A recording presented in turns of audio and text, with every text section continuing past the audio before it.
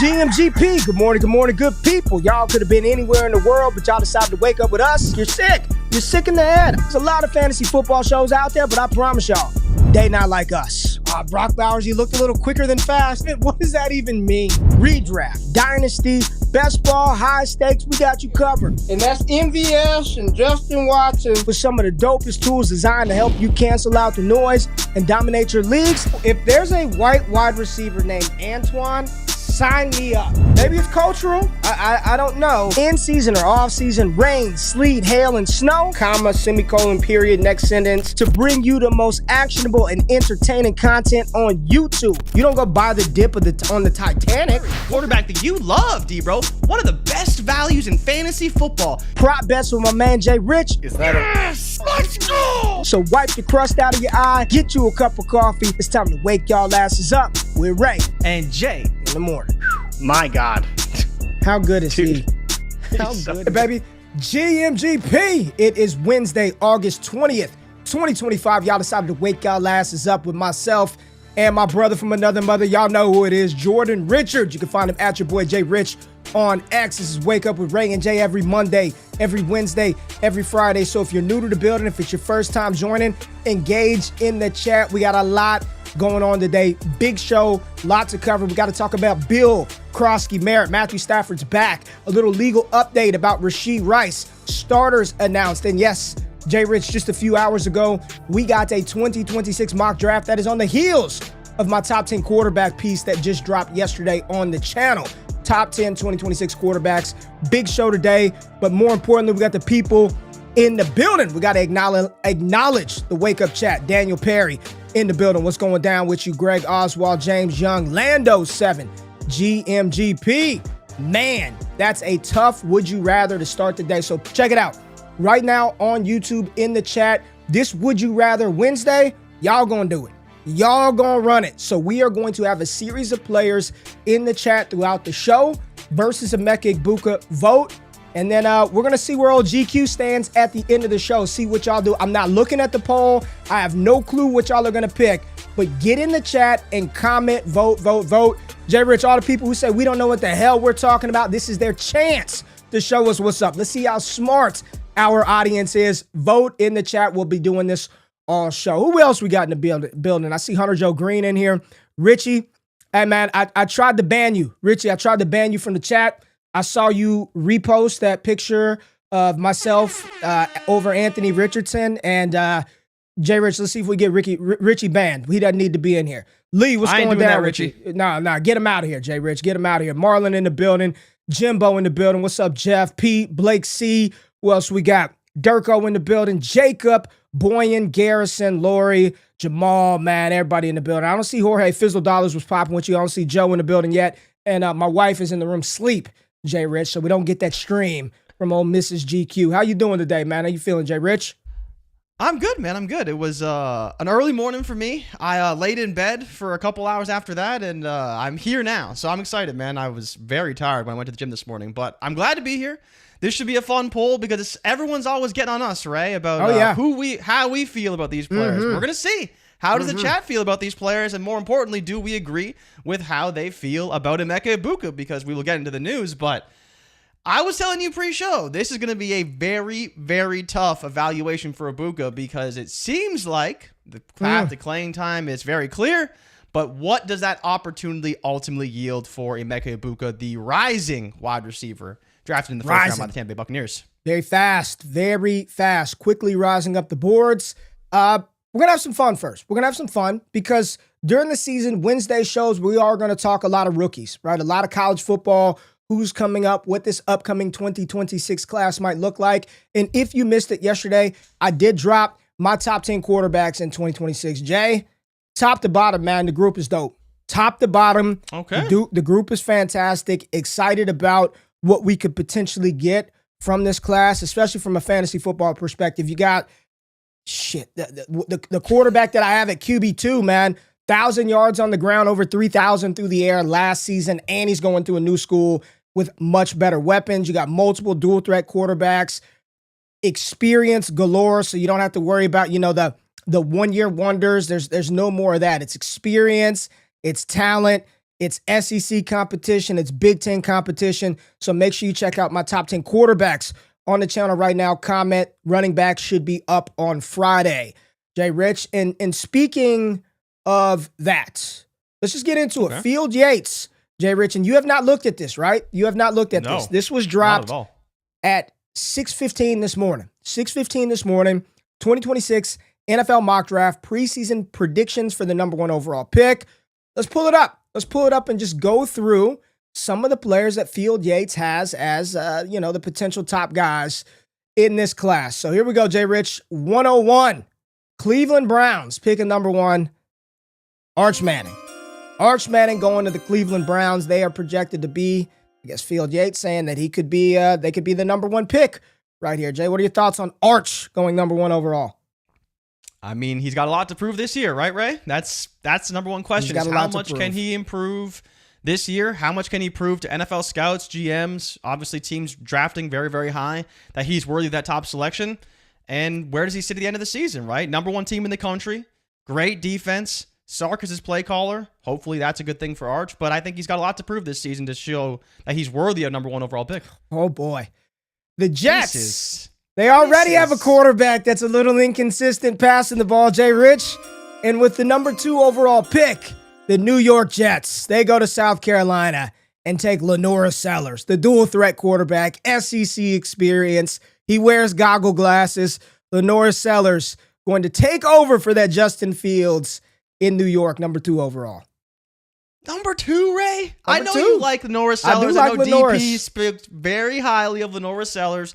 We'll get another year for Sellers, right? So hopefully some more development going forward. But 2?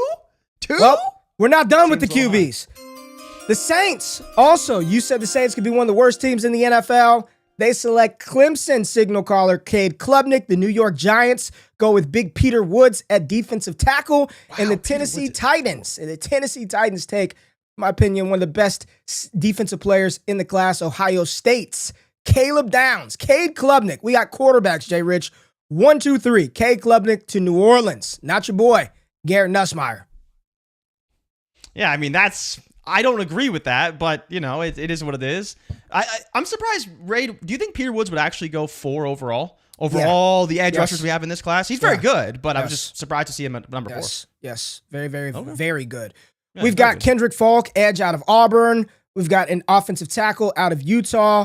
We go back to Clemson, TJ Parker going to your New England Patriots, JRich. There's that a is, pick. you That's like that steal, pick. man. TJ Parker is nice. Now, probably the second, like the quarterback that I'm probably like second most excited to look at this year, JRich, cannot wait. The Los Angeles Rams. Now, I don't know how the hell this This is from their trade with Atlanta. Remember, Atlanta moved a pick. Probably shouldn't have done it. Here at 9, the Sean McVay-led Los Angeles Rams go to Arizona State and select Sam Leavitt, the quarterback out of ASU. Jeez. Chaotic beauty is how he plays the game. He can run, he can throw. He's going to have the best wide receiver. Well, the best wide receiver who's eligible for the 2026 NFL draft class, Jordan Tyson. He's going to be throwing to him and coming in to replace Matthew Stafford. I love this pick. Sam Leavitt to the Rams. I'm in. I'm very much in. Very much in. I'm very in on Leavitt to the Rams because he's got that dual threat ability. You'll see him a lot if you watch any Jordan Tyson film. He's great even beyond that. I am excited to watch ASU this year. They're going to be really fun. Really All right. fun. We've got Anthony Hill, the best linebacker in this class out of Texas. And oh boy, JRich, you ready for this one? Who's got the pick? The Indianapolis Colts are on the clock, JRich. The Colts are, we'll get to the Colts later. There's a clear pick. Their Colts are on the clock, and they select Drew Allar out of Penn State, JRich. Drew Allar. Ray, it's funny, man. If at first you don't succeed, just try again. Try again. Why not? Just throw another raw, unproven, absolute mystery box into Indianapolis and see what the hell happens. I'm sure the new coach would absolutely love that Drew Allar at 11 overall. Drew Allar. We shall talk Field Yates about. got some We explaining shall to do, talk man. about the Indianapolis Colts because I'm gonna pour one out today a little bit later. I gotta pour one out a little bit later for those Indianapolis Colts. Cleveland is back on the clock. They take Austin Barber, offensive tackle out of Florida. I don't know who that is. Cool.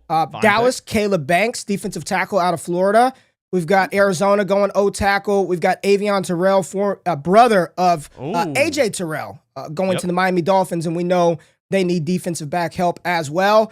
JRich, the Pittsburgh Steelers are on the clock. Are you ready? I mean, it has to.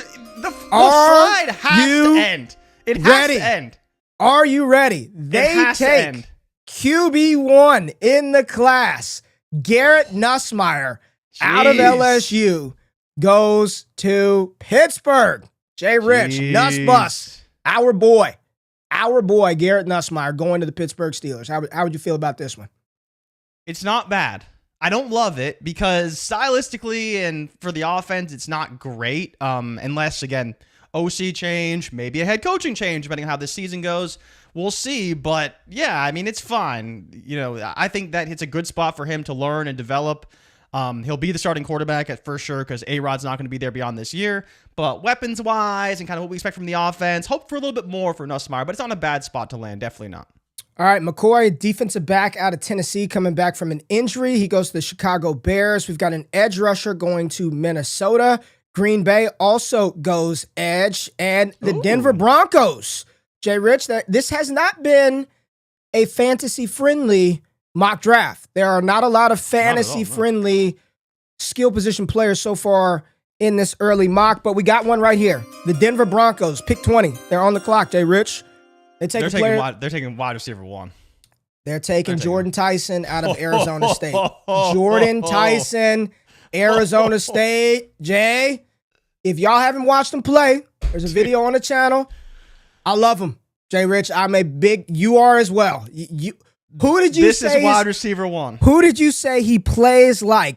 A baby version of who? He plays like Baby Chase. No, he actually does. Like, you watch the way he moves and the way he runs and the way he competes, like, he does play like a Baby Chase. He really, really does. And I think everyone who watches him may not come to that conclusion, but just the way that he moves with and without the ball just reminds me so much of what we saw from Ja'Marr Chase and see from Ja'Marr Chase on a regular basis. I don't think he's necessarily going to become that, but, man, it was, and I told you, the moment I watched Tyson, I was like, this is the wide receiver 1. And I just don't see a world where he's not the wide receiver 1. Like, definitively lock it up, like, should be the wide receiver 1 for sure. He's very good. Very good. Check out the summer scouting video on Jordan Tyson. Jay, we got another fantasy one. People are going to like this. Houston. The Texans are on the clock. JRich, really? The Texans are on the clock. And they go to Notre Dame for Jeremiah Love, running back. RB1. Well, going to Houston. Makes sense, right? Good fit. It makes sense. They need a running back. It makes sense. Stroud needs a running back. Mixon. It makes sense. No more Mixon. It makes sense. Do you think they have more pressing needs, though? Like, would you rather see them go offensive line? I'm sure there'd be some great guards in the 20s they could probably use. Do you think Love is the correct pick here for the Texans?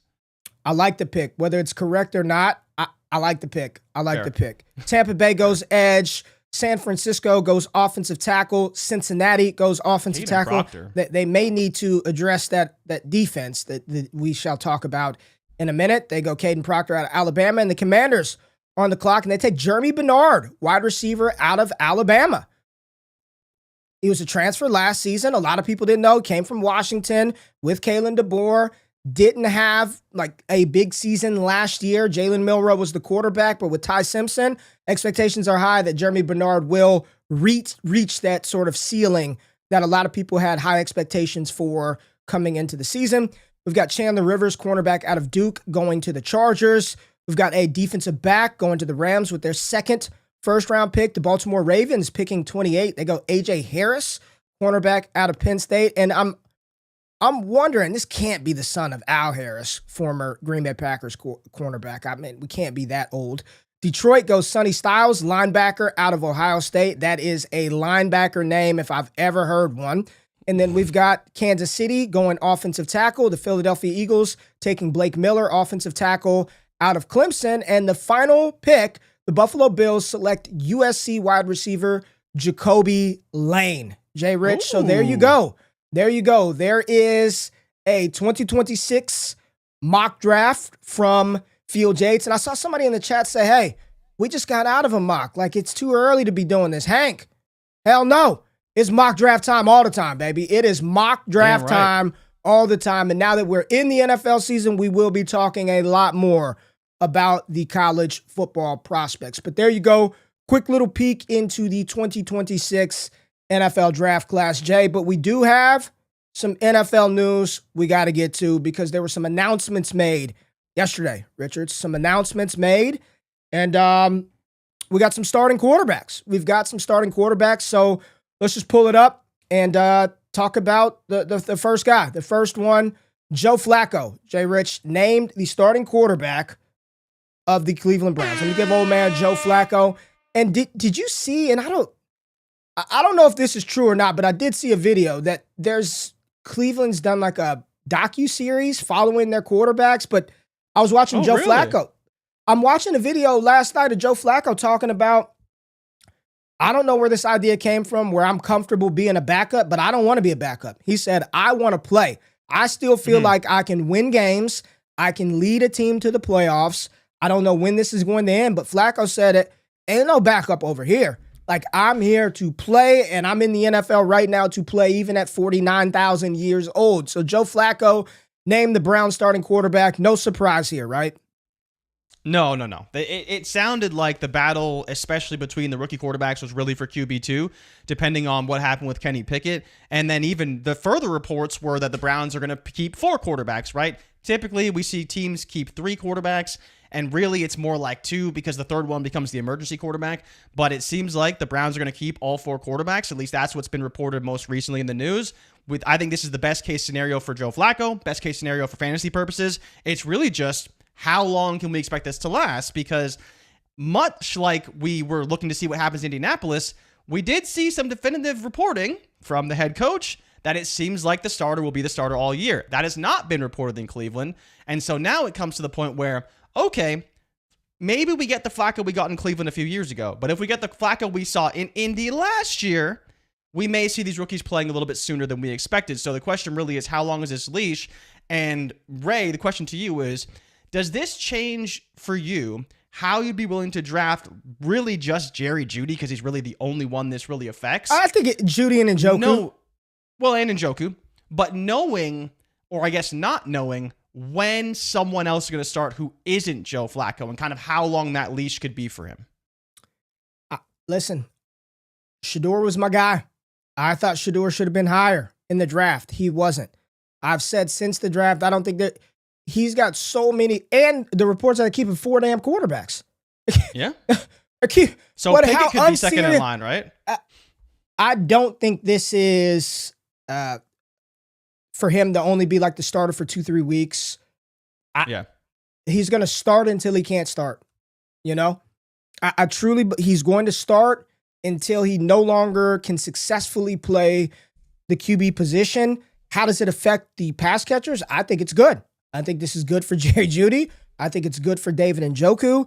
I think it's good for the running game to have a quarterback that can execute Stefanski's offense, that can push the ball downfield. He can't run anywhere, so he's just going to throw the ball. You don't have to worry about any kind of running around. He's just going to throw the football. I'm totally comfortable with Njoku where he was. I've been drafting the shit out of Jerry Jeudy, so no issues there. The other ancillary weapons, like, you don't really want, I definitely don't want Isaiah Bond in 2025. I don't want a lot of Cedric Tillman. If you have to take him, fine. I think he's the starter until he's not the starter. I don't believe this is Cleveland just rolling him out there until Shedeur or Gabriel are ready. I don't think all reports, I'm watching the Cleveland reporters talk about this. They're saying, like, in practice, Shedeur's not getting any run with the ones. Yeah. So that idea and that dream of him saving the day, let's holler back week 7, 8, 9, 10, 11, 12, 13, 14, 15, 16, 17, 18, later down the line. I don't think he's playing anytime soon, man. I mean, Ray, here's the problem, right? And this is where I was kind of getting at with how long does he play? Cincinnati, Baltimore, Green Bay, Detroit, Minnesota, Pittsburgh, Miami, New England going into the bye week 9, their first 8 games. They really don't have a winnable game until week 6 when they play Pittsburgh. Minnesota, Detroit, Green Bay, Baltimore, Cincinnati, they should probably lose all those games. Cincinnati's probably the only winnable game because we know that they tend to start slow. But that's where like Cleveland may be staring down the barrel of that bye week, week 9, with a 1-7 record, 2-6 maybe. And then maybe they turn to the rookies in the second half. But I don't even know if it takes that long. Jimbo said they got to trade somebody. My thing is this, though, Jimbo. Trading a quarterback at this stage does absolutely nothing for the QB. Like, I don't think at least the Pickett, Gabriel, and Sanders, even if Pickett they're traded, needs to be cut. Even if they're traded, they're not going somewhere to, like, what do you even expect them to pick up a new playbook? This is Flacco, man. And I see people say, yeah, Tillman is fine. Tillman with Flacco is fine. I really want Jeudy. I want Njoku. Tillman is fine, especially in best ball. I wouldn't want to be playing a game of having to plug him into my starting lineup in a flex spot. Mm-hmm. Who the hell is trading for Shedeur? Who's trading for Gabriel? Who's trading for Pickett? And the only thing I could think of is maybe for some reason Philly trades back for Pickett for like the lowest of lowest pick Why swaps. when they've got Tanner McKee, who looks just as good, if not better. Looks fine, right? It looks fine. He's been in the system. Yeah, I don't think they Pickett would do was that. obviously the backup last season, right? So but that's the only reason is if Sully, they believe that they don't have. The other guy on the roster is I'm pretty sure it's DTR. Jay Sully said they put in Shedeur. No. Jay Sully said they're in Philadelphia. I was like, no, DTR's not in Cleveland anymore. Yeah, he's in Philly. So they're putting Shedeur and Gabriel on the taxi squad, man. They ain't even putting him on the taxi, Sully. They ain't even putting him on the taxi. All right, JRich. It's over, man. Like it's done. You're calling it? It's done. So do we have an official proclamation from old GQ? Done. It's over. No more. It's over. You will not allow yourself to get roped in again. It's over, man. It's over. It's over. It is finito. Finish. Arrivederci. What other languages can I use to say goodbye? Sayonara. JRich, it's over. Sayonara? What is that? Isn't that goodbye? See you later? I don't know if that's anything in Spanish. No, it is. Sayonara. It is. I don't know if that's how I'd say it, but well, I believe so. Own. You live in Texas and I live in Toronto. Well, what's the news here? What is the news here? Yesterday afternoon, head coach Shane Steichen of the Indianapolis Colts announced, Daniel Jones will be their starter for week 1. And he also said, this is not going to be a short leash. He wants Daniel Jones to be the starter for the entire season. Now, number 1 question to you, Ray. How much do you believe that? And number 2, how hot is Shane Steichen's seat right now? And is it the hottest in the NFL? Because to announce Daniel Jones as the starter, your seat has to be hot. Very, very hot. Listen, man. It's hot. Shout out to Ryan McDowell. Dynasty League Football, DLF. My guy got me in the fantasy game, man. Thank you, Ryan. Appreciate you watching the show. The seat is hot. The seat is, the asses are hot in Indianapolis. Those new owners, those Irsay daughters aren't playing games. They aren't playing games. Colts named Daniel Jones starting quarterback for week 1. And there were some other reports from people in Indianapolis, JRich, who said, while this may have seemed like a battle, this was a foregone conclusion that Daniel Jones was going to start. They asked Quentin Nelson, former All-Pro guard, saying, how frustrating is it to be going back and forth with quarterbacks? And he said, it's incredibly frustrating. He said, you look at teams like Kansas City, you look at these teams that have established quarterbacks, and then we keep coming out here and it's a new guy every other week. This is and now let's talk about it like this, Jay. I do think it's over. Over. The moment he was benched in his second season, even though he came back, like the likelihood, a lot of shit had to go right for him through training camp, and apparently it was not good enough. And now Daniel Jones is it's over. He is done in Indianapolis. Yeah, he's Trey Lance. He is done in Indianapolis, even if he plays. And I think he will play this year. I don't think Daniel Jones is good enough to hold the job all year. Okay. He'll play at some point, but it is over for him in Indy. Like, you can't put go back to Indy. You can't put this back in the bag, right? It was fun to think about. We had your fingers crossed, but it's Yeah, Mog's saying he'll get a backup spot somewhere else. Probably. He's got so much growth that he needs to do. Like, no coach is going to be like, hey, we're going to give you the keys to get this going. I think he's a high-end backup. He's Trey Lance. He'll play this year, get what you can. But yeah, it's over. And we've seen this happen before to quarterbacks in the NFL. So it is not exclusive to him.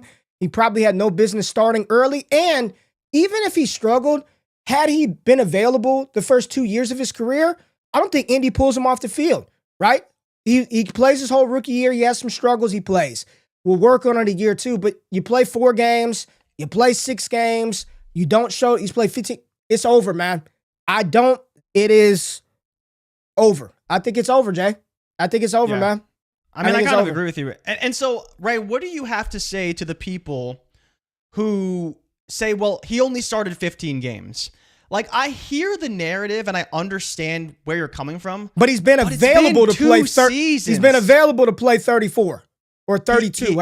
He's had the opportunity to start whatever it was, 36, right, 34, whatever the number of games is, because it keeps changing.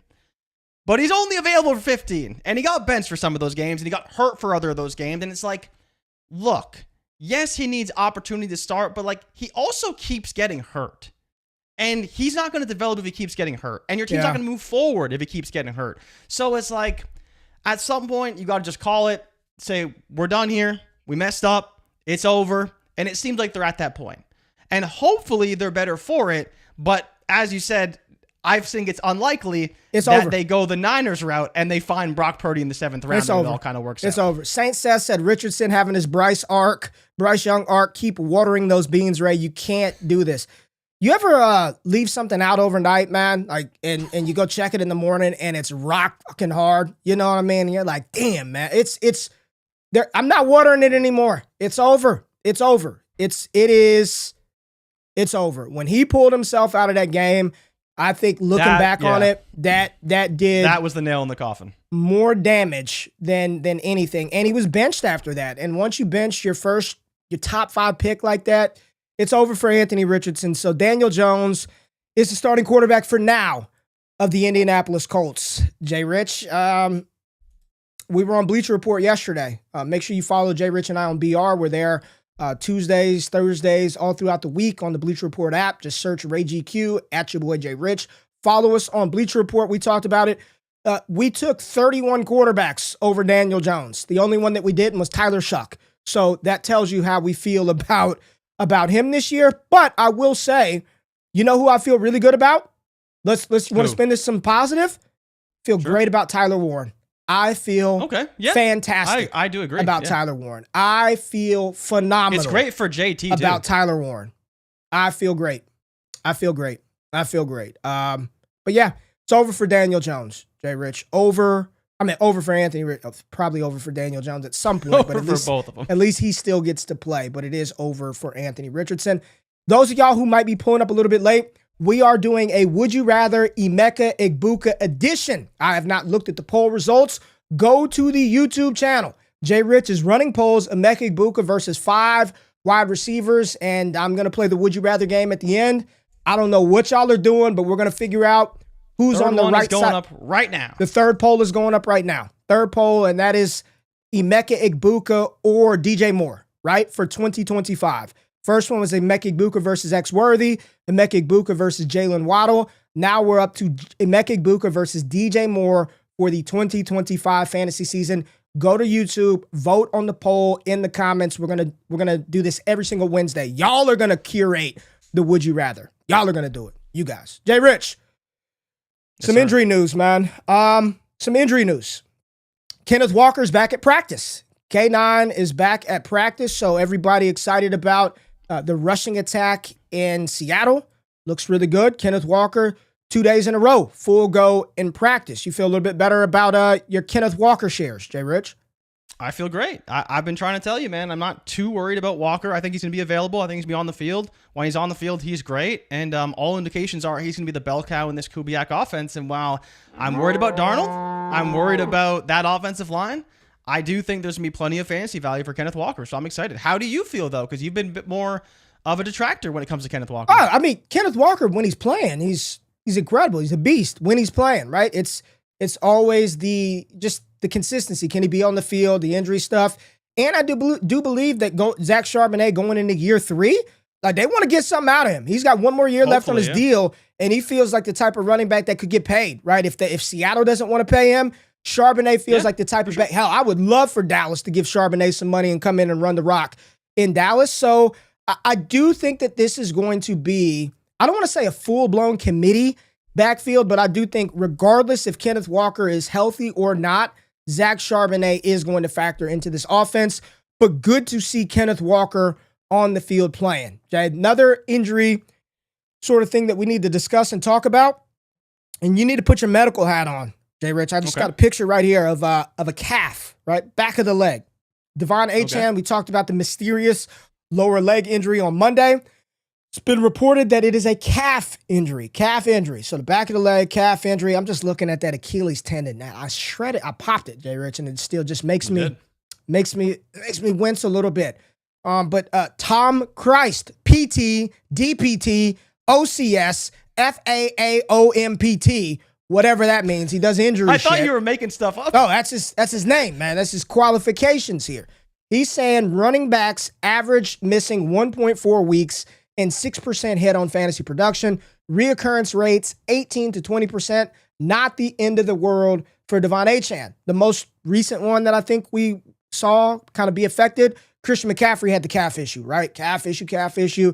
Comes in the season, and then boom, it's Achilles tendonitis. Achilles tendonitis. That was the bigger issue, yeah. So just, are you really concerned? Because Achane is falling a little bit. He is falling a little bit based on this injury. Are you concerned, or are you okay right now? We're about 3 weeks away from the NFL season. Maybe a little less than 3 weeks.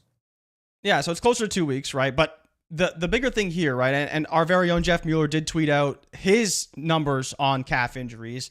So since 2016, there's been 21 RB calf injuries, and only 3 of those have missed 3+ weeks. The rest were all between 0 and 2 weeks. So with 2 weeks until the NFL season, it's boding well for Achane, assuming that he just chills out, rests until week 1, at which point he should be hopefully full go. Maybe they kind of monitor his injury and limit his touches initially, just to kind of see how he responds, because for people who aren't aware, the issue with calf injuries is it leads to Achilles injuries. And so you need them to rest, you need them to heal, because there is always the chance that they could pop their Achilles if they come back too soon. So now, as long as he's out for that 2 weeks, I'm probably okay with it. I understand the hit in draft capital, because there is always that fear that if the Achilles goes, he's done, right? So there is that 5%, 1% chance, whatever you want to call it, that he could be done for the whole year and he's just gone. But in terms of his recovery potential and kind of what he's expected to do, I'd say, yeah, by probably week 3, assuming nothing goes wrong and they manage his touches fairly regularly without, giving him 25 that first week and then another 26 the following, I think he'll be good to go. And I think I'd be fine drafting him at a bit of a discount and not really too concerned overall. Moggs says, I like the chat would you rather idea. All right, look, we're going to see. Moggs, make sure you vote.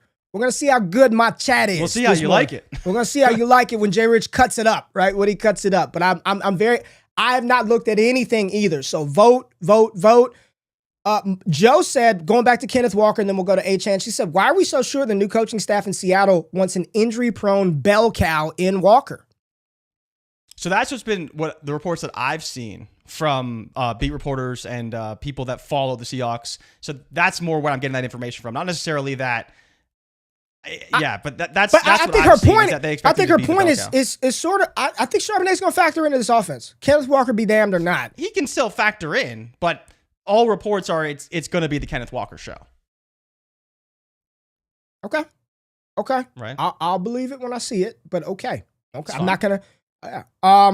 Rolling with Johnny. Shout out to Rolling with Johnny, man. Appreciate the love and support, man. He's always on the Yahoo streams with me. Check me out today on Yahoo. I'll be on at 5 Eastern. 5 Eastern on Yahoo. Matt Harmon and I will be talking through 12 rookies you need to be drafting for fantasy football. So pull up at 4 o'clock.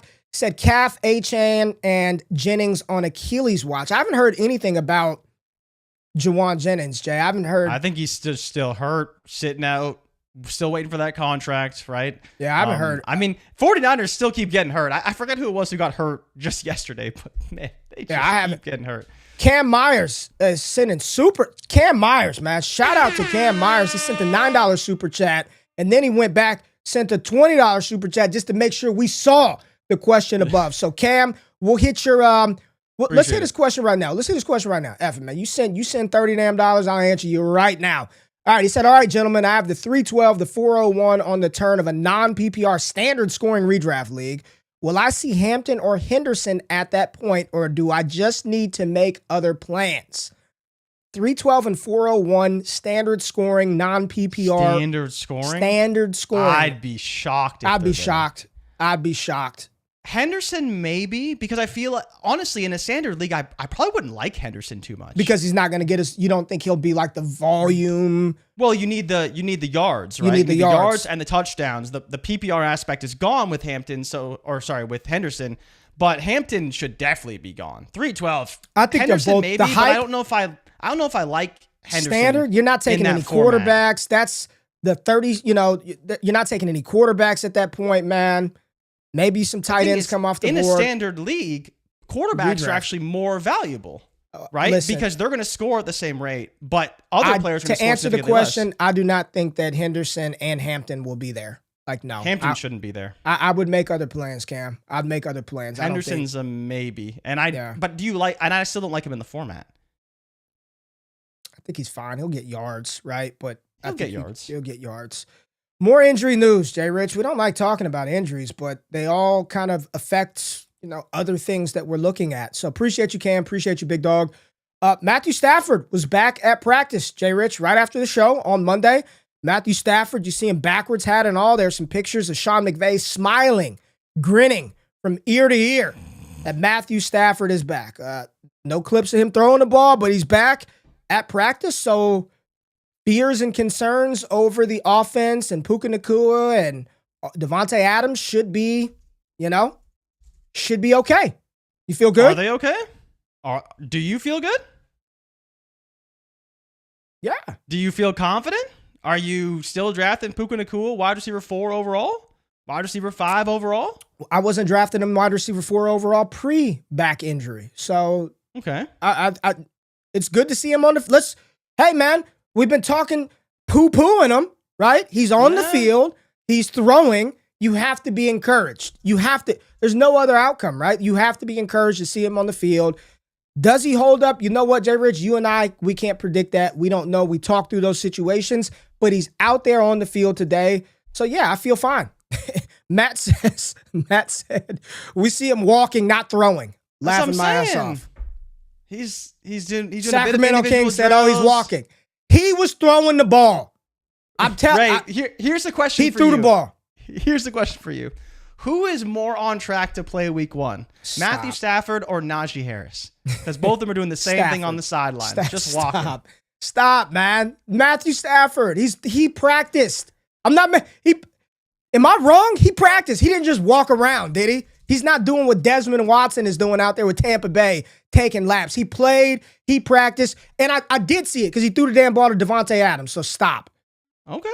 He threw the ball to Adams. He's fine. I'm still personally not buying it fully. Like, I'm still a little cautious. Like you. Like, I'm not drafting Puka where he was being drafted. I'll happily take him if there's a discount. If there's not, so be it. I'll take somebody else. All right, Jay. This leads into the would you rather that we have running right now on the show. But this is a player, man, that I was drafting the hell out of. And unfortunately, this one goes down as well. But it's not due to play. It's due to a very unfortunate situation. Like, it's pretty scary, man. But Jalen McMillan, I don't know if did you see the hit that he took? I did. Did you see the hit? Yeah, he gets undercut and folded up, falls on his neck. And the initial reports, our injury analyst, Jeff Mueller, was like, probably nothing too serious. Neck strain, should be fine.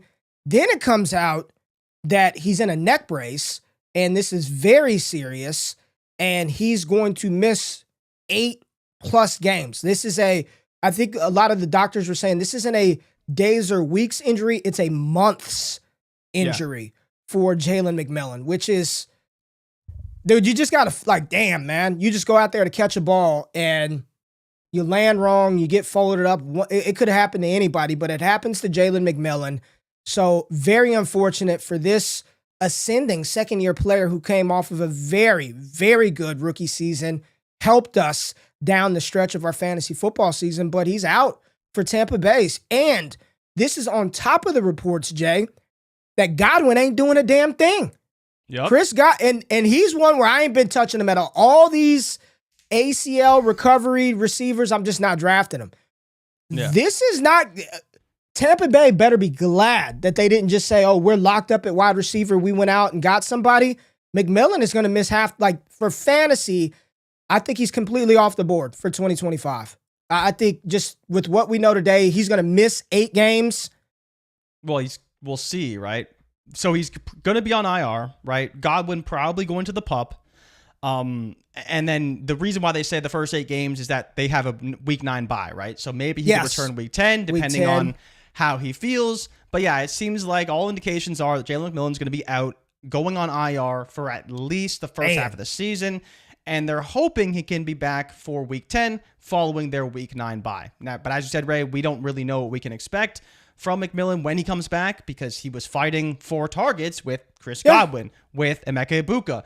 And assuming those guys get on the field and are healthy at some point prior to McMillan, they'll be established in their roles, and we'll see what happens from there. But yeah, it's definitely tough for McMillan. He's probably going to be the wide receiver 4 on the team. There's probably no point of drafting him at this rate. Unless there's other injuries throughout the season, he's probably not going to have a significant role on this Bucs team. Yeah, and it's just, I see everyone in the chat just saying, damn, it was a rough landing. Unfortunate for him. It sucks, man.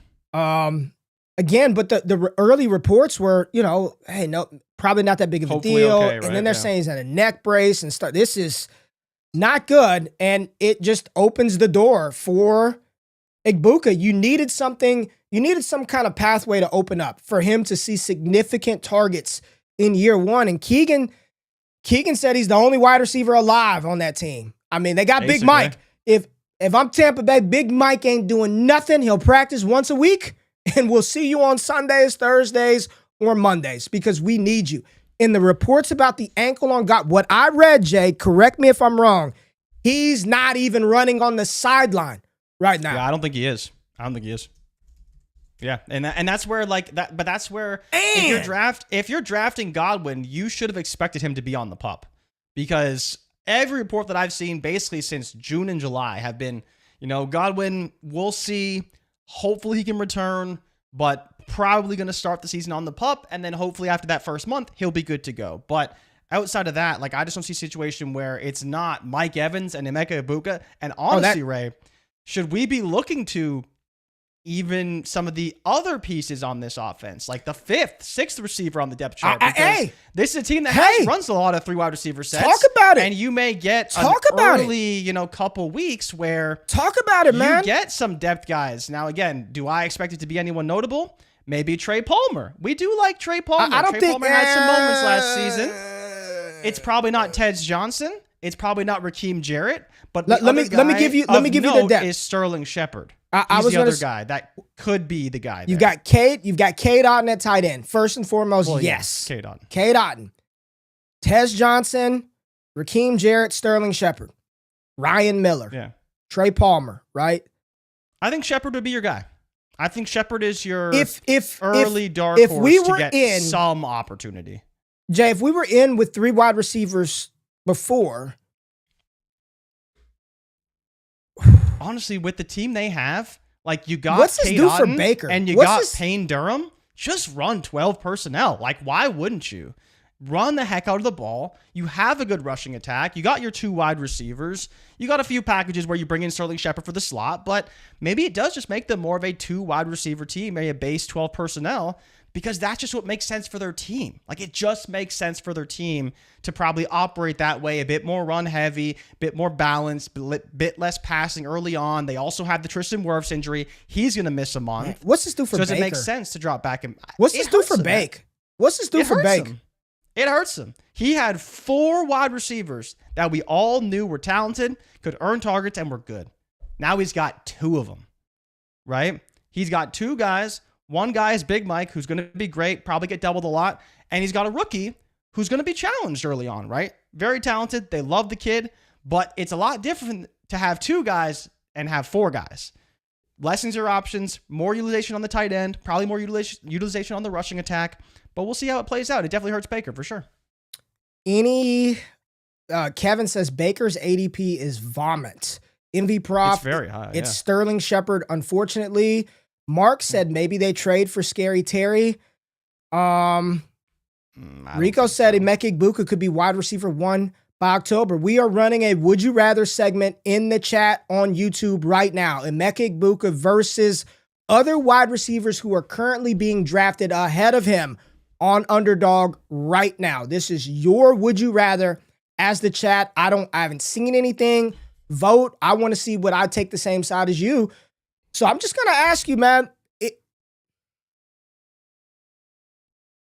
You have to be much higher on Egbuka right now, like JRich. You just have to be, right? Like much higher than what you were days ago. I'll be honest, Ray. I'll be honest. This is a very difficult situation because Egbuka's not cheap, man. Like he's not a player that's like sneaking under the radar. He's not a player that you probably would feel overly like. Some people are all in on Egbuka. They love him. They think he's a phenomenal talent. I've talked about how I'm a big fan of Egbuka. I think he could be a great player. I don't think he's a game breaker per se. Like the way they talk about him, Ray, they talk about him like he's Jamar Chase. Like they talk about him like he's Justin Jefferson. And again, that's a bit of hyperbole, but like you don't hear receivers ever talked about the way we hear them talk about Emeka Egbuka. And maybe he is the truth. And I'd openly admit to be wrong about that if that was the case. But it's way different to be the 3rd wide receiver with Mike Evans and Chris Godwin than to be the 2nd wide receiver with just Mike Evans. Like you're going to see CB2. You may even see CB1 if they give CB2 and a safety to Mike Evans. So it's just a drastically different situation. And all of the hype from last year, Baker throwing 40 touchdowns and all this stuff. And we haven't even touched on Tristan Wirfs hardly at all. We haven't talked about him in months, but that's going to be an issue early on as well. So it's like, I understand people are very excited, but it's going to be interesting to see where he lands. I think it's going to be too high for me personally, but I understand if you want to run the risk. It does give me pause knowing this team is probably going to struggle to some extent without all of their playmakers. As a team, healthy, they're a great roster. You thin out that roster, it may be a little more difficult for a player like Egbuka to find success because he's not used to the same types of things that Mike Evans is used to on a season in and out basis. Okay, so let me go in order of some of the chats that I saw. Jimbo, shout out to Jimbo. Jimbo, go watch the damn 26 video. He saw it. He's like, how the hell did I miss this? And I got notifications on. He said they got to call Coop. Amari Cooper. Got to call Coop. Then Kevin agreed with you. He said, yeah, JRich, the talk about him has been pretty cap. About you're alluding to they're talking to him like he's Jamar Chase. And he said, yeah, I agree. And then Joe brings up this point here. I don't know why Emeka's ADP is going up now after the J-Mac injury. Did anyone really think J-Mac would stop Emeka's target share if he was really that good? Joe, yeah, they did.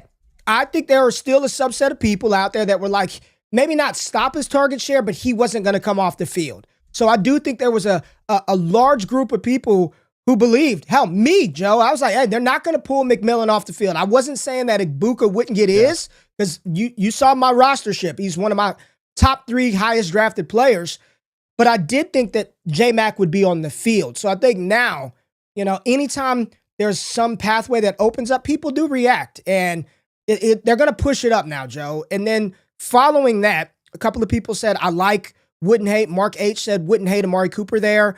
But there was one that said, Jordan Baker, right here. Jordan Baker said, so in Dynasty, is it time to capitalize?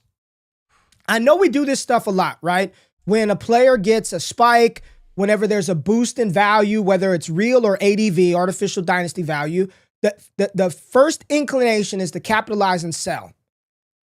This is one where I would ride it for a little bit because here's what I know. Unequivocally, I don't know. I know that the best 2 wide receivers out there are Emeka Egbuka and Mike Evans. Out of pure necessity, it's going to be those 2 guys. So if you're telling me week 1, Egbuka can walk into 7 targets week 1, 8 targets week. I'm not even saying he's going 200 yards. Just you're seeing a nice dosage of usage from Egbuka. Oh, his value's going up. Because then the narrative Jay, is soon as Big Mike is done, this dude is, he is Puka after Nacua. the season, right? Right after the season. Take over. He's going to take over. So the value he's a receiver that I probably wouldn't move right now. Not now. I'm letting him beans sprout some more. I'm not moving him right now, Jay. And I agree with you, right? Like I 100% agree with you. And that's what's so tough for me, especially in Dynasty. Like, right, he's wide receiver 17 on Keep Trade. Okay. Count. Wide receiver 17. That sounds about right for a rookie wide out in a good offense with Baker. That doesn't sound crazy to me. That doesn't sound crazy. Give me some receivers over him. This isn't the would you rather segment because he's much lower in redraft. Give me some names over him on KTC right now. Travis Hunter. Yeah, would you else? take Emeka Egbuka or Travis Hunter? Emeka. Really? Okay. Your boy Garrett Wilson. In Dynasty? In Dynasty. I think G-Dub is on the... in Dynasty, I would take Egbuka over Wilson, yeah. Okay. A.J. Brown. You know what I mean? There's just no way, What's man. my build? No, you got to go A.J. Brown. Unless you're playing Dynasty from I just want a bunch of rookies. But yeah, I'd rather have A.J. Brown on my roster. 28-year-old A.J. Brown, he ain't too old. I like A.J. You should be able to get a lot more. You should. But you can't. I've done this long enough. I know how people are going to react. Right? As more people start to absorb this situation, it's going to be he's going to be the one. I'm looking at tweets right now. Wouldn't be shocked if Emeka Egbuka leads the team in all receiving categories at the end of the year. Emeka Egbuka will be the wide receiver 1 before the end of the season. There's no way Mike Evans can stay healthy enough for Egbuka not to be the wide receiver. People are already baking in Evans' hamstring, Evans' departure. Calf, Evans' ankle, whatever it is. Anything you don't like about Mike Evans is a way to justify Egbuka. They're already doing it. I'm looking right now. I'm reading it right now, Jay. So, yeah, I think his value dynasty-wise is pretty high, but it can go up even higher. Let him have a big game. Let him go out there week 1 and have 11 for 112 and 2. People, he's top 10. You think that easily. He's top 10 in Dynasty. Easily. And that's where, again, above him, above A.J. Brown, McMillan, Marv, JSN, McConkey, he could easily get past JSN to be, at that point, he'd be wide receiver 11 with the best game of the week amongst all those players. Because McMillan, maybe he starts slow. Marv, knowing Marv, he's going to start slow. Jack Smith and Jigba, we'll see. He could actually have a fast start because he's probably going to see a lot of targets. But if Egbuka has a good week 1, he could definitely challenge the top 10. Definitely could crack the top 12. Yeah. It's if you've got those Egbuka stocks, you feel good right now about your shares of Emeka Egbuka. But I don't even know if he's the most hyped rookie. JRich, I don't know. I don't think so. Wow. Well, we'll see. We should have put this name.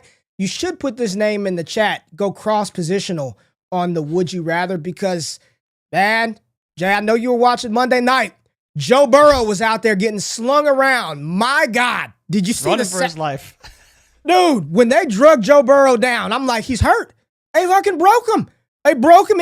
And then after he gets ragdolled around in the backfield, Taylor sends him back out there for another series. Hey, you're going to go again.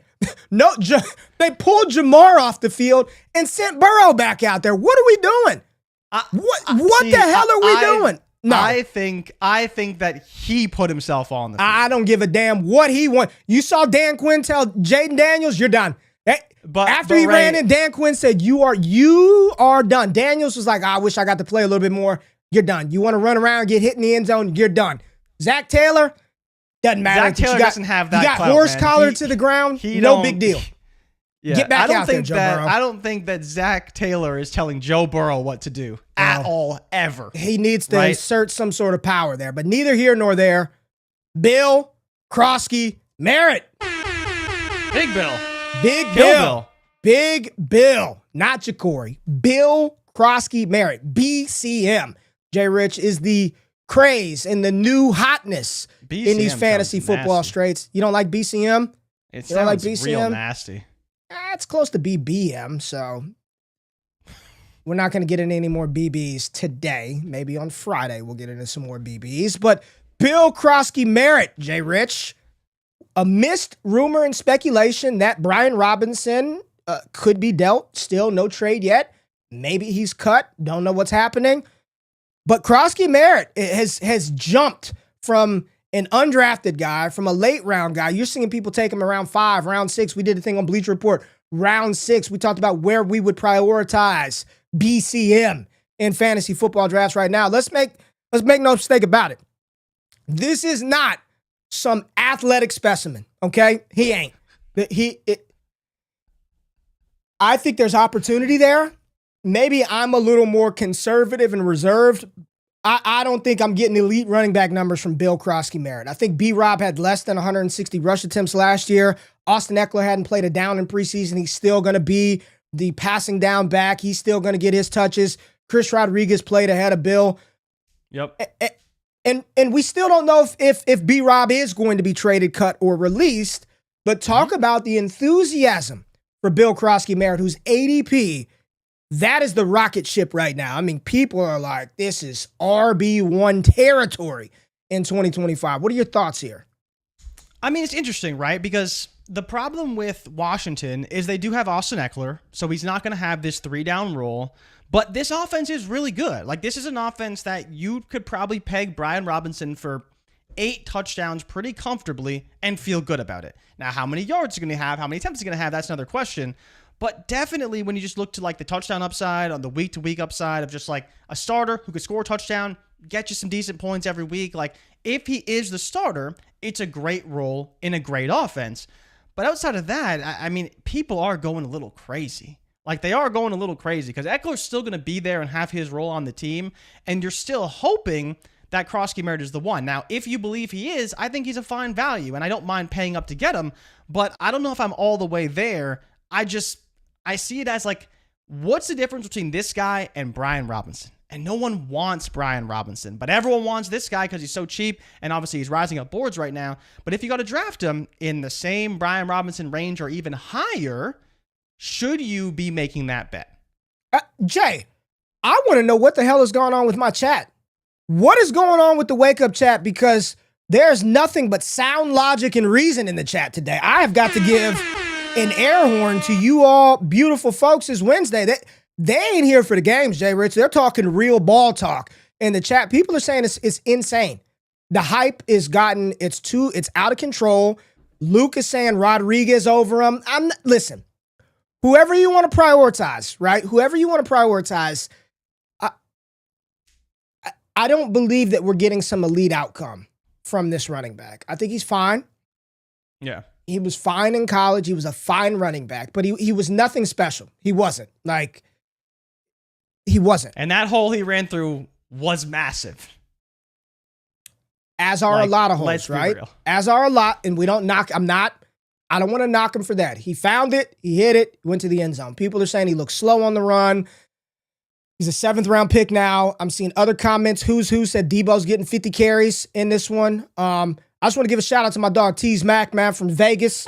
Anytime I see my hometown in the building, went to high school with Trev Mac, man. Appreciate you, Trev. He's actually done music for the show that y'all may not know about. I got to get some new beats from you, Trev. Yeah, that's the dude who got the beats, the early man. Beats. The early beats, man. Tease Mac. Shout out to my dog, man. But, yeah, Jay, a lot of people are like, I like Chris Rodriguez, and he's free.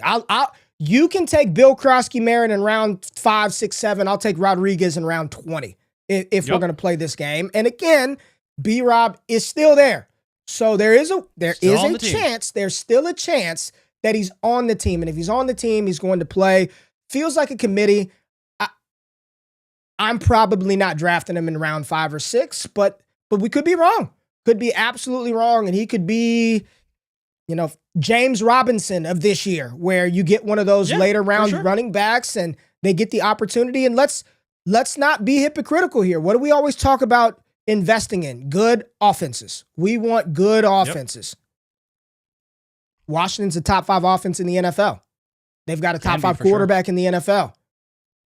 Play caller is legit with Cliff Kingsbury. So if it is BCM, if it is him as the guy, which I still, PPR especially, I think Austin Eckler is still the value. It's Austin Eckler. 100%. JRich. 100%. Go ahead, talk about it a little bit.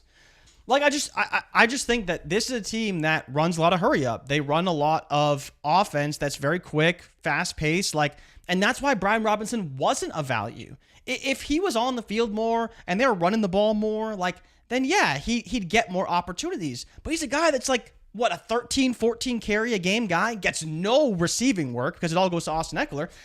I just don't see a world where there's this huge upside unless, again, they really like him and they change the way they play offense because of him.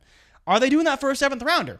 Look, I am not saying I know everything, but I would be shocked if that was the case. This is an offense that revolves around Jayden Daniels. He's still going to run for 600, 700, 800 yards a season, at least early in his career. He's going to pass the ball probably a bit more this year. Debo's going to run the ball for sure. They're definitely going to utilize Debo in the rushing attack. Yeah, and no so doubt. With that, what does that leave for Bill? And what kind of opportunity can you realistically project for him beyond he's going to run for 1,000 yards and score 12 touchdowns because he's so good? Which I don't think anyone here is saying, but the draft capital around the region of Pacheco and other established running backs that are in good offenses, why are we betting on this guy that we didn't really know a whole lot about a month ago? Edward in the chat. Shout out to Edward, man. Subscriber to the channel. Appreciate you. If you're watching and not sub, man, do us a favor. Hit subscribe, all right? 1,000 of y'all watch this shit after the fact, and 90% of you aren't subscribed. Those of y'all that are in the chat, I know you're in the building. Edward said, we're pumping up that Rodriguez. He's been cut twice by the Commanders. What are we talking about? What are you talking about, JRich? You pumping up Chris Rodriguez. He's been cut twice, and he put twice in capital letters. Twice. Yeah. I mean, he looked good on the run. I mean, that was a good run. Ray, who had the bigger run?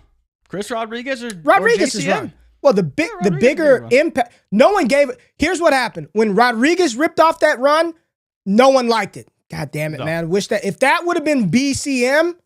If that. You think his ADP Lord have mercy, is high now? Bust. I mean, people would. That's what they would have done. Had it been BCM. Lord have mercy, I'm about to bust. I mean, they were about to let go after that other run. So listen. Jayden Daniels, that's who I want, and I'll take the cheapest one. I still want Austin Eckler. Yeah. I still want Austin Eckler. Well, and in Dynasty, I'd sell the shit out of BCM. You give me a 2nd rounder, you can have him. Give me a 2nd round pick. Give me a 2026 second. You can have him. Can I get a first? Yep. Can I, if he's that hyped up, give me that 27 first for him. Give me that 27 first for him if he's that damn hyped up. JRich. Yeah. You know? Fredo, appreciate the super chat, Fredo. He said, people keep trying to win the stock market instead of a championship. Ooh, shots fired. Dang. A trophy is more important than how many times you bought low and sold high. Fair. I rate it. Who pissed Fredo off this morning? Fredo said, hey, man, what are we doing here? You trying to win a goddamn championship or be the Wolf of Wall Street, right? Who you trying to be? Jordan Belfort? Or are you trying to win a championship, right? He's not wrong, though. He's not wrong. Ray, in a class that doesn't seem to be that good, trading your 26 second to get him, if he is actually good and startable weekly, it's not a crazy price. It's not necessarily how we play, but it's not a crazy price. It's just not. It's not a crazy price. Jay, there's a little bit of news. And I'm not going to steal this, because my co-host, one of my other co-hosts, Jay, you know I would never cheat on you. You are my co-host. But my other co-host from Yahoo, Matt Harmon, we were talking the other day about a potential trade that would work out well, I think, for all parties and for fantasy football. And I think it would increase the value of rookie wide receiver Teteroa McMillan. But I'm looking at a tweet from Tom Pelissaro. Let me pull it up. This was 2 hours ago, JRich. 2 hours ago. Pelissaro. Let me... Can y'all even see that? I think it's too zoomed. You got to scroll it up. Well, it's not doing it. With Jordan Addison suspended and multiple injuries, the Vikings are seriously exploring veteran wide receivers in the trade market, per sources. Justin Jefferson, he's got a hammy. His running mates on the injury list. I think there are issues right now with Jalen Naylor. I think he's dealing with an injury. Adam Thielen makes so much sense for Minnesota. The healthiest that old man Thielen is probably going to be is at the beginning of the season. You bring him back, let him operate with Justin Jefferson in Minnesota. Once Addison's back, those are your three. It's Addison, it's Jefferson, it's Thielen. And what that does for us in Carolina, it opens up the pathway, not to just McMillan, but let's see what we got in Jalen Coker. Let's see Xavier Legette out there. Like, you play your young guys. Adam Thielen's awesome. He was a trust the Trinity find last year that, I mean, when he was playing, he was scoring you upwards of 15 plus points per game. But I don't need Adam Thielen on this Carolina team anymore. What I need to see is, can we build a wide receiver room around Bryce Young that consists of Jalen Coker, Teteroa McMillan, and Xavier Legette, along with JT Sanders at tight end, Mitchell Evans, rookie out of Notre Dame. You got young running backs, Chuba, ETN, Rico Dowdle. Trade him. Like, to me, this makes a lot of sense. And I think it would be good. I think Thielen would have value the first 3-4. He'd have value this season, right? He's not going to do anything to take away from Jefferson, but I think that would make a lot of sense for Minnesota to bring back Adam Thielen. And I'm sure the Panthers, I mean, they're not in the same division. He probably doesn't cost shit. Why not? And allow your young receivers to thrive. I think it makes sense in principle, but I think it's also hard to ignore what Adam Thielen probably means to that wide receiver room as well, right? He's a great presence in the locker room. I'm sure he helps out all those young guys. He was obviously great for Bryce Young very early in his career when he was really struggling. Like, Adam Thielen was the only player that Bryce could rely on. And I wouldn't be shocked if Bryce was like, look, I get it from a business standpoint, but like, I want Adam Thielen on the team. Like, I want Thielen on the team because he elevates the offense in ways that a Xavier Legette, a Jalen Coker just don't quite do. And I think he's not quite done yet. But yeah, if they're going to give you like a 5th round pick for him, then absolutely. But I don't know if they're going to do that. Like, do you think it's worth it for Bryce Young to trade Adam Thielen for like a 7th rounder? Listen, man, I hear people like, oh, that would be bad for Bryce is going into year 3. Bryce was the number 1 overall pick in 2023. At this point, I need to see, are you truck or trailer? Like, if Adam Thielen is the thing that's going to keep Bryce Young on track, then we probably don't have our franchise quarterback. But do you think you don't know that? What do you mean? Like, do you not know if he's a truck or a trailer? I think we know he's a trailer. I think we know that. Well, then move Thielen and just see what you got in your young pass catchers. If you want to. Yeah. I just like the idea. That's all I'm saying. Like, I think what I'm talking about hasn't even been discussed. I'm just throwing shit. I'm just throwing it out there, right? That I think that here's step 1. They're considering trading for a veteran receiver. Cool. Now we know that they're in the market for somebody, which they should. They absolutely should. If I'm Minnesota, I want the best for J.J. McCarthy, and a little bit of hobbled Justin Jefferson right now and no Addison probably ain't best. So get a receiver that can operate. Well, you know what sucks, eh? I don't know if you saw this, but apparently Romeo Doubs could be cut or traded. I mean, they wouldn't send him to Minnesota, but another player that, again, he's not the best receiver, but he's definitely shown flashes as the best receiver at times in Green Bay and probably has some value to a team. We know the 49ers are shopping for receivers, but Hayden Winks just tweeted out some reasonable Vikings wide receiver targets. Adam Thielen, obviously. Alec Pierce to make room for A.D. Mitchell in Indianapolis would be interesting. Okay. Dontavian Wicks, but he said same division, same thing with Romeo Doubs. Ugh. Elijah Moore, Curtis Samuel potentially, but I doubt that happens. And then he said Tyreek Hill if you want to full send on the Vikings. That's interesting. Tyreek Hill in Minnesota is interesting. Very interesting. Right? Because if you're Miami, why do you care if you're just sick of him and want to get rid of him for like a 2nd rounder, probably 2nd, 3rd, maybe would be his price tag. I think they have the cap space to pay him still and be more than fine. But yeah, that's where we're getting interesting. The Tyreek Hill to San Fran, to Minnesota, to the NFC that's the trade we want to see prior to the season for sure. I'm just looking at Schefter's timeline just a minute ago. The Dolphins have activated tight end Darren Waller off of the PUP. Okay. So Darren Waller will be in practice. Titans cornerback L'Jarius Sneed has passed his physical, so he'll be in practice. Yeah, he'll be in practice. And and then the Saints still have not made a decision on their starting quarterback. They still have yet to make a decision on their starting QB. All right, Jay, let's go to the Mog's talking about everybody that was pumping up that Wicks. Yeah. Now they forgot. You see him. No, you see him. Here goes one super chat from Super Pony. Appreciate you, Super Pony. Said, Colts fans here, bring me Cade Klubnik. We did a 2026 mock at the beginning of the show. We reviewed one from Field Yates, and they had the Colts taking a quarterback, Allar, out of Penn State, not Cade Klubnik, who went to the Saints. Man, wouldn't that be... Saints got Tyler Shuck at pick 40, and they turn right around and draft a quarartap top 3. Who's going to win the Saints QB battle? Isn't that what's going to happen? What do you know? I know you're tapped into that New Orleans media market. Who's winning that battle, Jay? I think it's going to be Spence. You think it's going to be Spence, huh?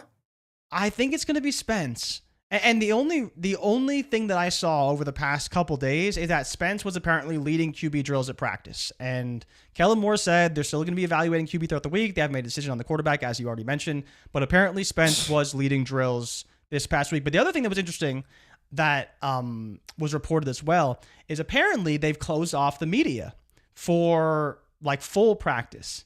And so they were only available for individual drills, which apparently is the rule during the season. They're not there for the full practice. They're only available for the individual drills. And so that's when they saw Spencer Rattler leading the individual drills for the Saints. Right, Jay. All right, Jay. Are the polls done? Oh, yeah, polls been done. Polls done? You got the results? All right. Polls are done. Let's do it. Would you rather? So every Wednesday, Would You Rather will be done by you all. Voting in the chat. Would you rather this player or that player? I'm answering. I have not seen anything. JRich, let's go. So, Ray, as you mentioned, Emeka Egbuka seems poised for a massive 2025 season. Yes, he does. With Jalen McMillan being injured and probably out for at least half the year. Chris Godwin expected to be on the pup. So you asked the people for the 2025 season, would you rather Emeka Egbuka or Xavier Worthy? I would take, for the 2025 season, with what we know now, know how much I love X, I'm taking Egbuka over X. What'd the chat say? Wow, you are in agreement with the chat. They had 63% Emeka Egbuka. 63? Yeah, okay, 63 to 36. Very surprising. A decent majority in favor of Emeka Egbuka. Now, the next one on our list. Yeah, give me the percentages first before I answer. Give me the percentages first. You want the percentages first? Yeah, just give me the percentages. Is that cheating? Okay, I'll answer and then give me the percentages and then the answer. All right, so next we were in one agreement. Is an easy one. It was a very quick poll, and it was asked to be closed extremely fast. What was it? Would you rather Emeka Egbuka or Jalen Waddle? Oh, it's Egbuka. Emeka Egbuka. Egbuka was initially 90% and was vaulted down to 79% to Jalen Waddle's 20%. So it was there was some non-deciders out there going independent on the poll. But for our third one, we had Emeka Egbuka, Ray, for the 2025 season, or your boy, DJ Moore. 2025 season, everything that we know, Egbuka over DJ Moore. 2025. Yeah. Emeka Egbuka won this one in another landslide. Almost 75% of the votes were Emeka Egbuka. We haven't talked about DJ Moore a whole lot, right? But there is reports they're not really sure what to do with them. He's getting carries out of the backfield. Let me say this too, JRich. What's up? Emeka Egbuka over Rome Odunze as well. And I'm a big Rome fan. I would take him over DJ Moore and Rome Odunze for 2025. You would take him over Rome Odunze? And DJ, if I'm taking him over, yes, I would take him over Rome and DJ Moore for 2025. So you would take Emeka Egbuka over the wide receiver 1 for Caleb Williams? Yeah. I would take, with what we know now in Tampa Bay, I'd take Egbuka over Rome Odunze. I mean, my stance is Rome is the wide receiver 1, but it could very well be DJ Moore. No, I think he's probably going to be the wide receiver 1. I would like take a lot Rome, of beat reporters are saying that Rome is the wide receiver 1. This year, I would take Emeka Egbuka. Okay, that's bold. I bet you the chat would have said the same thing. I bet you they would have done the same thing if we put that poll up. They might have, but that one is interesting. Next on our list, very close to home for you. Would you rather Emeka Egbuka or George Pickens? I'm sky high on GP. I think people are underdrafting him right now with Dak Prescott, CeeDee Lamb opposite of him. I'm taking George Pickens over Egbuka for 25. You are once again in agreement with the chat. 61% George Pickens to Emeka Egbuka's 38%. Okay. Now, the last one, Ray, very close poll. Very close. Really? This one was close. So you're going to have to decide here. Would you rather for 2025 Emeka Egbuka or your arch nemesis, Garrett Wilson? Yeah, for me, with the news, with Godwin, with Jalen McMillan, Baker Mayfield at the helm at quarterback, I would bet on Emeka Egbuka to outproduce Garrett Wilson in 2025. I know a lot of people ain't gonna like that. This ain't no G-dub hate. For the 50th, 1000th time, it is all about the offensive environment. And did you not hear what Justin Fields said after practice yesterday? He said that he sees the chatter about people talking about him throw the ball, but he is just fine completing 8-yard passes and just moving the ball down the field. They're going to run the ball. This is not a Garrett Wilson problem. In my opinion, this is a Fields and a Jets offense problem. I'm taking Egbuka. I didn't mean to hit the draft sounder. I'm taking Emeka Egbuka over Garrett Wilson in 2025. What'd the chat say? 52%. Oh. Emeka Egbuka over Garrett Wilson. Now, that's tough because as bad as Justin Fields is, and Garrett Wilson will get the volume, and we talked about this with Debro on Monday's show. And how do you manage Egbuka and the expectations and what you expect of him this season? Because he could start slow, right? I don't think we're going to expect Garrett Wilson to start slow in terms of targets and volume and all this kind of stuff. But how do you manage that? So you had him over Xavier Worthy. You had him over Jalen Waddle. You had him over DJ Moore. You didn't have him over George Pickens, and you had him over Garrett Wilson, right? Mm-hmm. I think Xavier Worthy's interesting because he's probably going to be the wide receiver one for the time that Rice isn't out, and I think that's going to be a very fruitful role for him.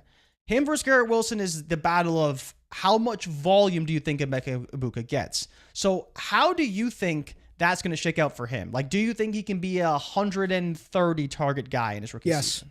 Yes. Okay. Like this now, would you go much higher than that, though? I'm not. I think he could be that. I think he could. 130, I think, sounds fair. With Baker's going to throw the ball, man. And Baker, hey, this is Baker's offense. He's going to throw the ball. There's no. It's Egbuka right now. It's Mike Evans. It's the combination of Sterling Shepard and Raheem Jarrett, Tez Johnson, Cade Otton, Payne. Yes, like this is the number 2 wide receiver in a very good offense playing alongside a number 1 wide receiver that people are already skeptical on right now because of his age and his health. Yes, Baker to Egbuka just, I see the chat. I see a lot of G-Dub in here. I see some G-Dub, Jimbo, G-Dub, right? Yeah, it was Moggs, very close. G-Dub. Close poll. This was a close poll. Close poll.